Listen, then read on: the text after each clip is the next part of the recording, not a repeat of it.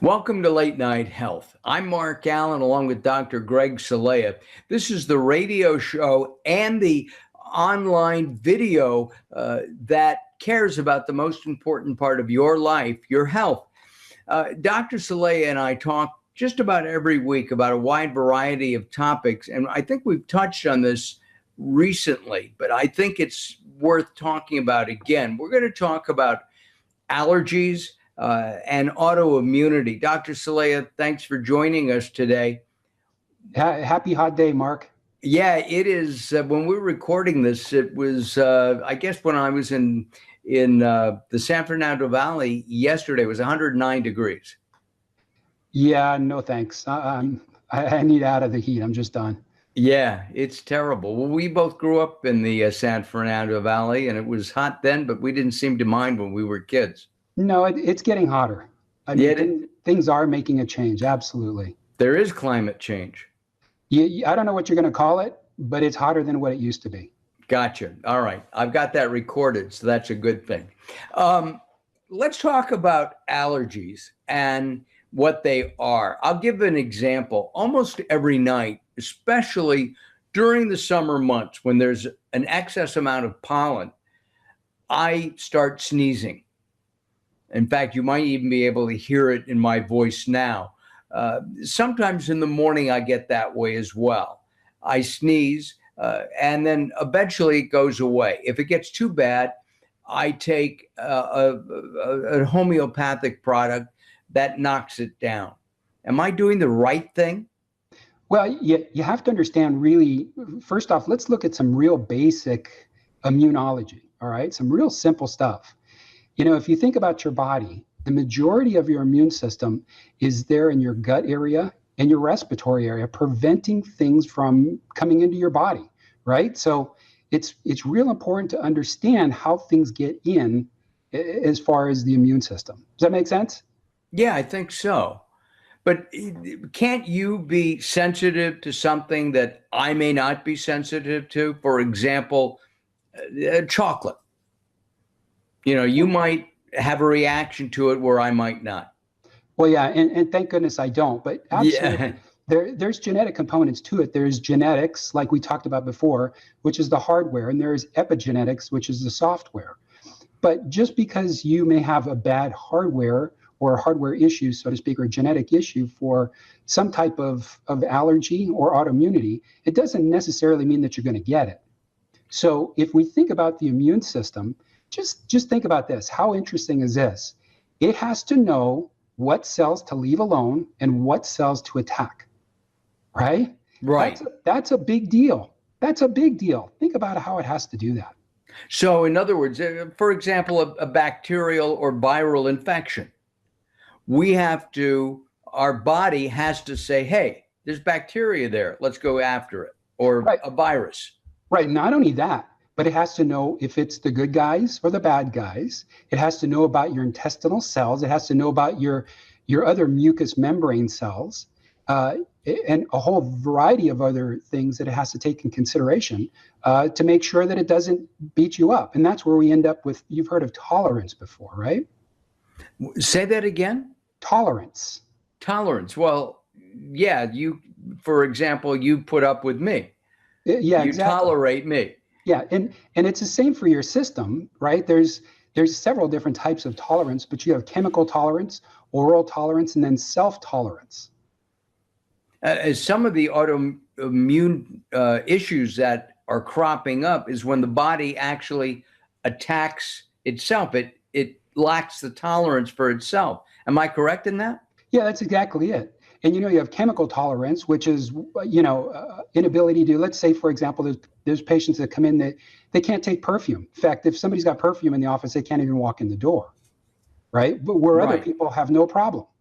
And then you have oral tolerance, which is the inability to recognize food as the food proteins as helpful. And it looks at it as though it's a problem.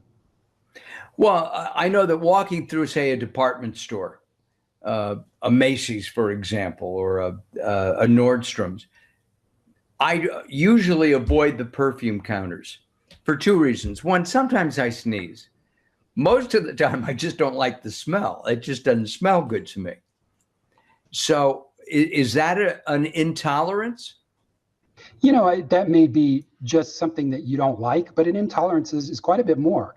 So like I mentioned, there's patients that come in the office, and if there is somebody wearing perfumes, they got to go. But it's not just perfumes; it's anything. So it's chemical, being exposed to any type of chemical.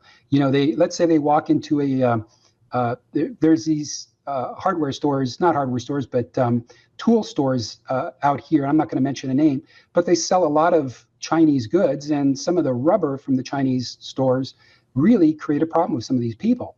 And so that's just another example. So you have to be careful if you have these issues and what you're smelling, because they create immune responses due to some of the things that you're dealing with where they normally would not or should not. Interesting. But if it's poisonous, for example, bad rubber, bad poison ivy, almost everybody reacts to poison ivy. Yeah, but the rubber may not cause a problem with most people, and neither does perfume. It just does when we have a imbalanced immune system, either chemical, right, oral, or even self. And self is the optimum, or not the optimum, but the end product, so to speak. When your body starts attacking itself, autoimmunity can be a big deal. Oh, yeah, absolutely. In Southern California, there are a lot of olive trees, and olive trees are a known allergen that many people are allergic to them. Okay.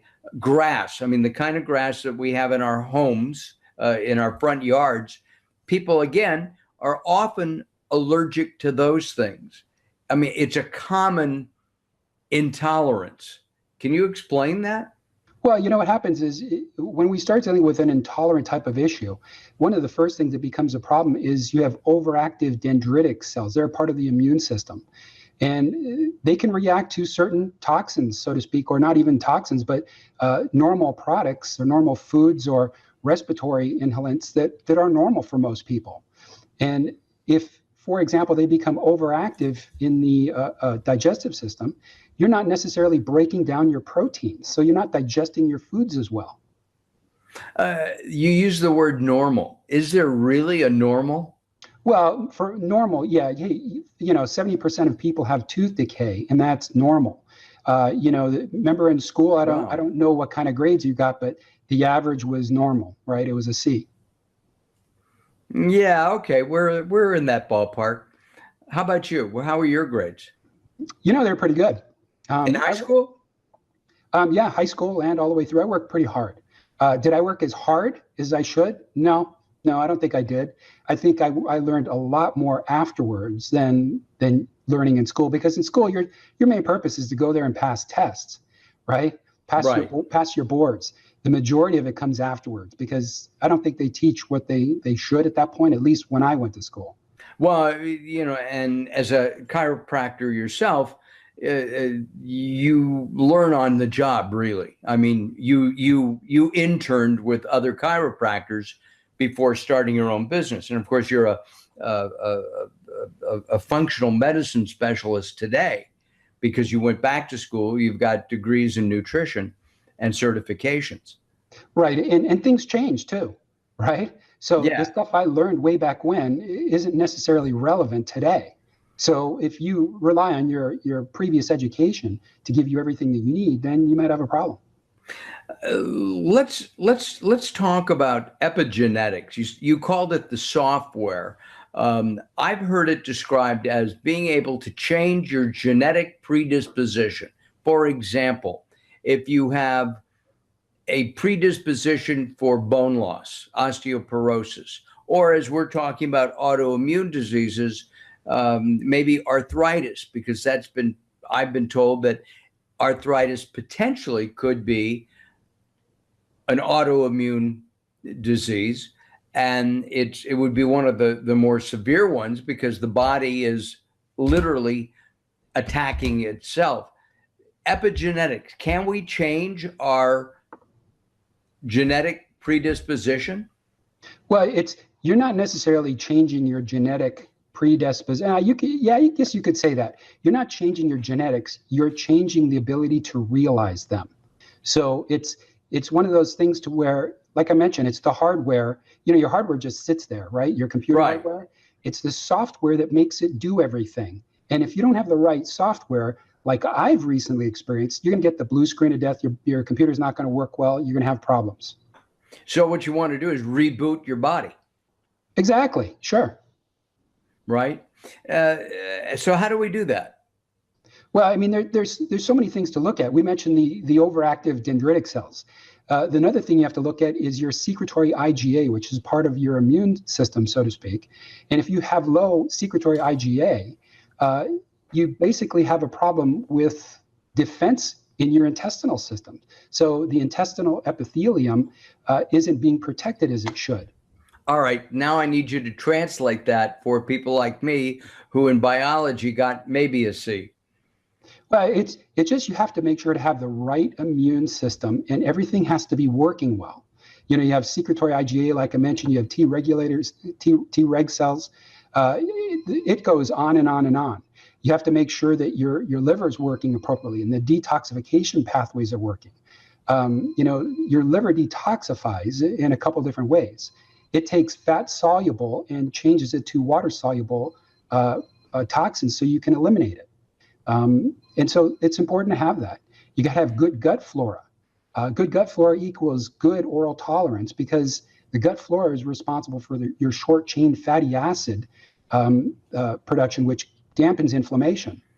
You also have to look at histamine reactions. You've heard of histamine before. So there's so many different causes of histamine reaction. There's food, there's salts, there's hormones, there's thyroid issues. There's bugs. They're bugs.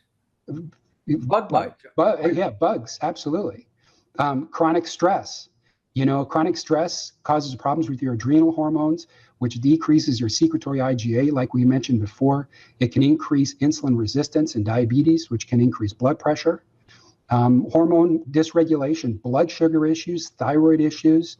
There's so much that can affect this tolerance in your body. And it's not a simple thing, right? And I'm probably not even hitting half of everything that can become a problem. We can get really crazy into immunology, and then nobody will understand what we're talking about. Got it. Exactly. Except for you.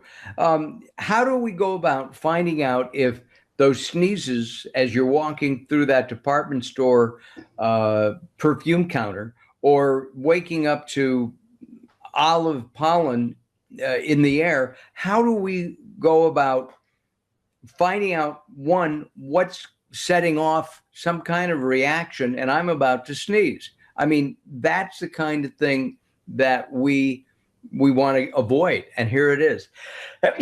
Excuse me. That was really perfect, on point.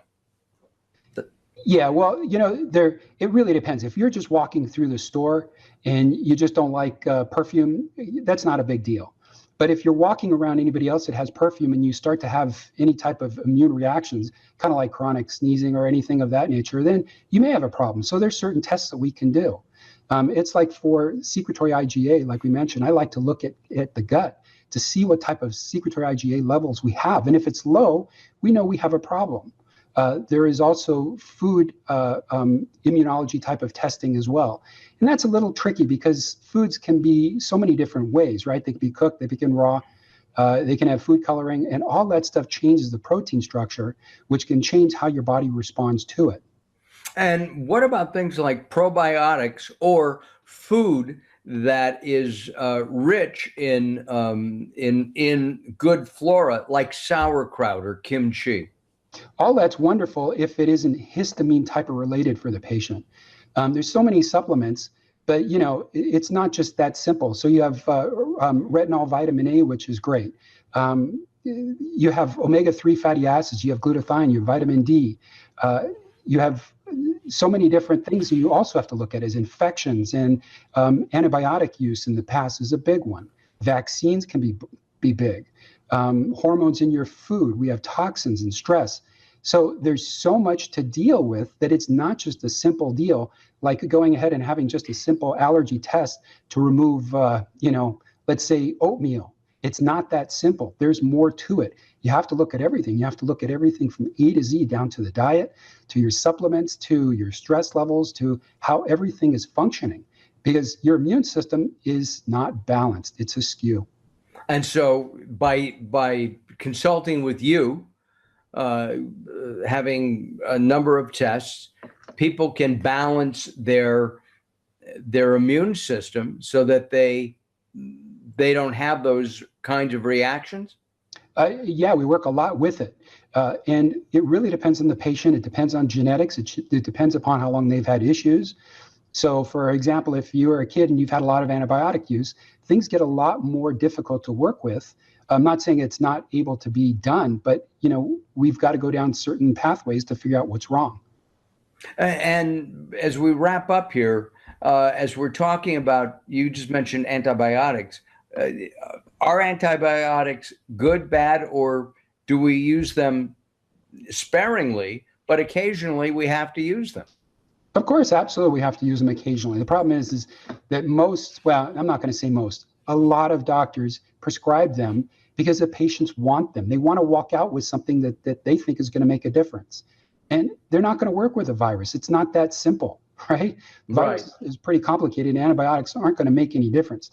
An antibiotic may make a difference with a secondary bacteria infection due to a antibiotic or to a virus. But, yes, they're very important. Are they overused? Absolutely. Absolutely. Do they create problems with your gut microbiome? Absolutely. And there's where we have the problem. That is just huge with your health, long-term health. Well, we are out of time. I appreciate your time today. If you would like some information on Dr. Greg Celaya, go to drcelaya.com. That's drcelaya.com. drcelaya.com.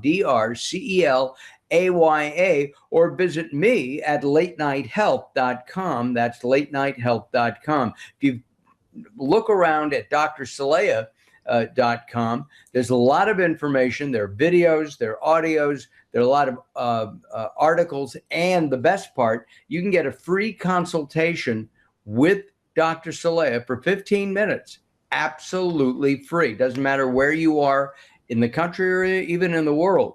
So visit drcelaya.com. Again, Dr. Celaya, thanks for joining us today. We appreciate it. We'll see you next time. Thanks, Mark. Take care. Have a good one.